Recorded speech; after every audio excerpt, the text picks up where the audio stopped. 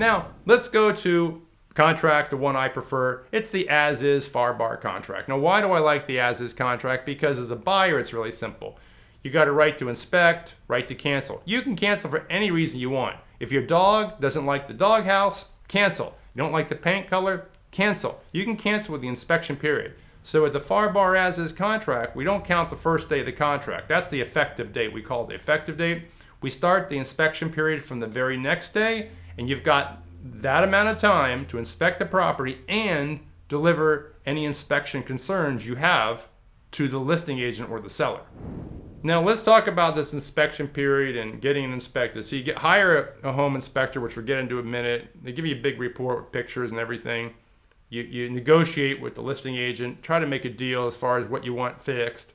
Just make sure you get in writing everything done, signed by the seller, by the end of your inspection period. If not, make sure your buyer's agent asks for an extension of contract. If the seller won't give you an extension or not available, send over a cancellation of that contract by email to the listing agent to protect your inspection period. Also send over an addendum requesting an extension. Get it 3 days of additional time. So if you have to send a seller a cancellation of contract because you couldn't get your inspection negotiations done within the inspection period, don't fear you're going to lose the deal. Yeah, the seller could just breach you out or just not breach you out. You cancel the deal. They could just walk you. But I have not seen that. I don't walk anybody. And the reason why I don't walk anybody and the reason why you shouldn't fear this is because they're going to have to sell the home to somebody anyway. So if they're not going to negotiate these repairs honestly and with you as a buyer, then they got to deal with the next buyer. So just get an extension. Don't fear losing the contract.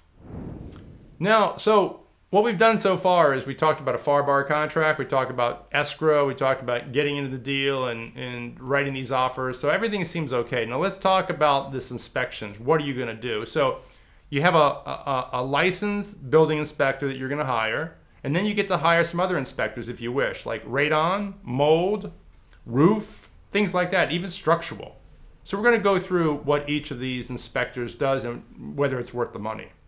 Now, let's talk about the basic home inspection report you're going to get. It's very detailed. It could be 30, 40 pages with pictures. It tells you everything that they see wrong with the house. Now, should a seller fix everything? Well, kind of yeah, to a point. No cracks, no cosmetic stuff.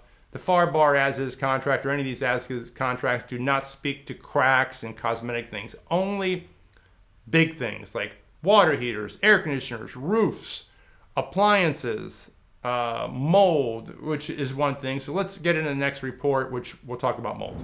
So we're talking about inspections as a home buyer. Should you get a mold inspection? The answer is probably yeah. But mold is pretty obvious to me. If I walk in a home and it's got mold, I'm going to cough right away. I'll smell it. A lot of people will.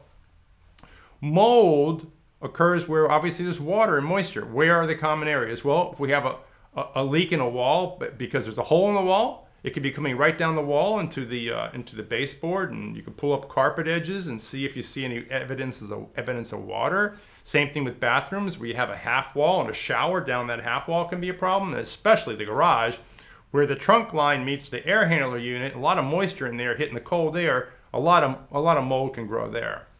To remediate for mold, you would actually hire a mold remediation company. They'd come in and remediate. Not that expensive. Mold remediation is not an expensive item like radon gas or other things that are much more problematic than mold. Now let's talk about something that's not so fun. Radon gas. Radon gas is not fun. Why is it not fun? Because a lot of people don't inspect for it at all. I see radon gas inspections 1 out of every 50 homes I sell. I don't know why. People they don't take it seriously. But radon gas is the second leading cause of lung cancer in America. Now, radon gas is in most homes because it's naturally occurring. It seeps through the concrete slab. All concrete slabs have little cracks in them. They come in. Now, if there is unacceptable levels of radon, then the remedy is you vent the slab, which is you drill holes perpendicular under the slab, and you use a venting system and vent out the radon to the outside, which is just fine. And then they retest the house and make sure the radon is within acceptable levels. But the problem with radon gas for a home buyer is that if you don't inspect for it, you're not going to know it's there, which is hazardous to your health. Plus, you might end up spending $4,000 to $6,000 to remediate. It's quite expensive. Another thing to be aware of when you're buying a house and we're talking about getting an inspection is a septic inspection. Now, if you're buying a home with a septic tank, make sure that you get it inspected. Many of these fail inspections. And if they fail, we're talking about $5,000 to $12,000 of repairs.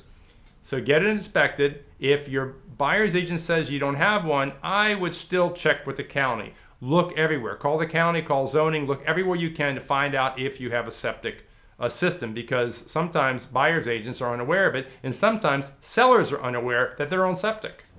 Now let's go to another inspection, which is optional, roof inspections. Well, your licensed home inspector is going to inspect the roofs. Roofs are not complicated. They're pretty darn simple. Also, just so you know, when a home inspector is going throughout your home, they have a moisture reader, and they're going to see moisture anywhere. If they see moisture coming in through a window sill, ceiling, bathrooms, they're going to see it, because that's what they're primarily looking for when they inspect a home, is moisture.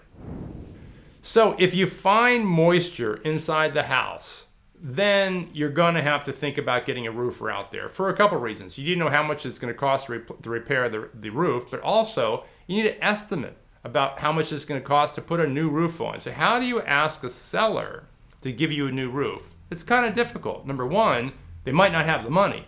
Number two, do you put the roof on before closing?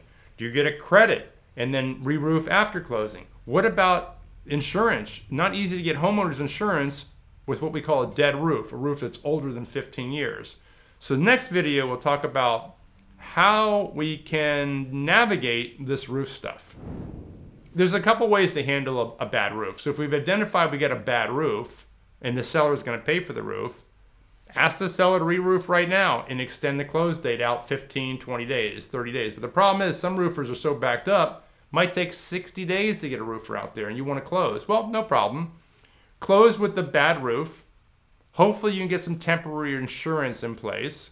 And then the title company or the lawyer handling your transaction as the buyer will hold the money for the roof in escrow. And then once the roof is done, the title company will release the money to the roofer. Now, we haven't talked about what makes a dead roof, but let's talk about it because this is a big deal. So in Florida, a fiberglass or asphalt shingle roof is dead at year 15. I don't care if the thing says it's good for 50 years like a lot of sellers think.